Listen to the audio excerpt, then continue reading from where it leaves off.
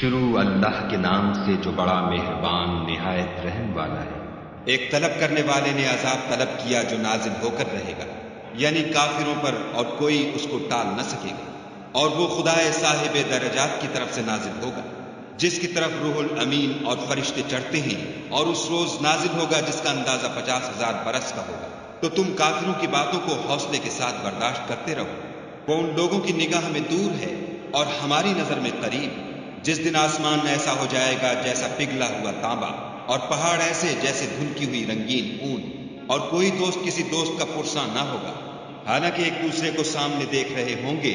اس روز گناہگار خواہش کرے گا کہ کسی طرح اس دن کے عذاب کے بدلے میں سب کچھ دے دے، یعنی اپنے بیٹے اور اپنی بیوی اور اپنے بھائی اور اپنا خاندان جس میں وہ رہتا تھا، اور جتنے آدمی زمین پر ہیں، غرض سب کچھ دے دے اور اپنے تئیں عذاب سے چھڑا لے۔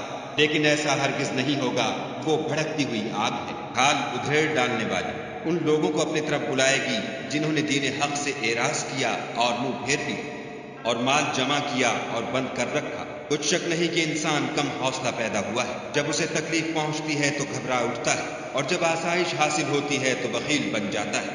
مگر نماز گزار جو نماز کا التزام رکھتے اور بلا ناغہ پڑھتے ہیں، اور جن کے مال میں حصہ مقرر ہے، یعنی مانگنے والے کا اور نہ مانگنے والے کا، اور جو روز جزا کو سچ سمجھتے ہیں، اور جو اپنے پروردگار کے عذاب سے خوف رکھتے ہیں۔ بے شک ان کے پروردگار کا عذاب ہے ہی ایسا کہ اس سے بے خوف نہ ہوا جائے، اور جو اپنی شرمگاہوں کی حفاظت کرتے ہیں، مگر اپنی بیویوں یا لونڈیوں سے کہ ان کے پاس جانے پر انہیں کچھ ملامت نہیں، اور جو لوگ ان کے سوا اور کے خواستگار ہوں وہ حد سے نکل جانے والے، اور جو اپنی امانتوں اور اقراروں کا پاس کرتے ہیں، اور جو اپنی شہادتوں پر قائم رہتے ہیں، اور جو اپنی نماز کی خبر رکھتے ہیں، یہی لوگ باغ بہشت میں عزت و اکرام سے ہوں گے۔ تو ان کافروں کو کیا ہوا ہے کہ تمہاری طرف دوڑے چلے آتے ہیں، اور دائیں بائیں سے گروہ گروہ ہو کر جمع ہوتے جاتے ہیں؟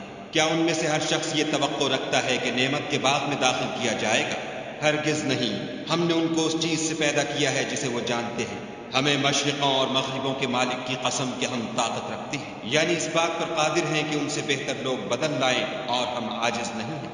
تو اے پیغمبر صلی اللہ علیہ وآلہ وسلم، ان کو باطل میں پڑے رہنے اور کھیل لینے دو، یہاں تک کہ جس دن کا ان سے وعدہ کیا جاتا ہے وہ ان کے سامنے آ موجود ہو۔ اس دن یہ قبروں سے نکل کر اس طرح دوڑیں گے جیسے شکاری شکار کے جال کی طرف دوڑتے ہیں۔ ان کی آنکھیں جھک رہی ہوں گی اور ذلت ان پر چھا رہی ہوگی۔ یہی وہ دن ہے جس کا ان سے وعدہ کیا جاتا تھا۔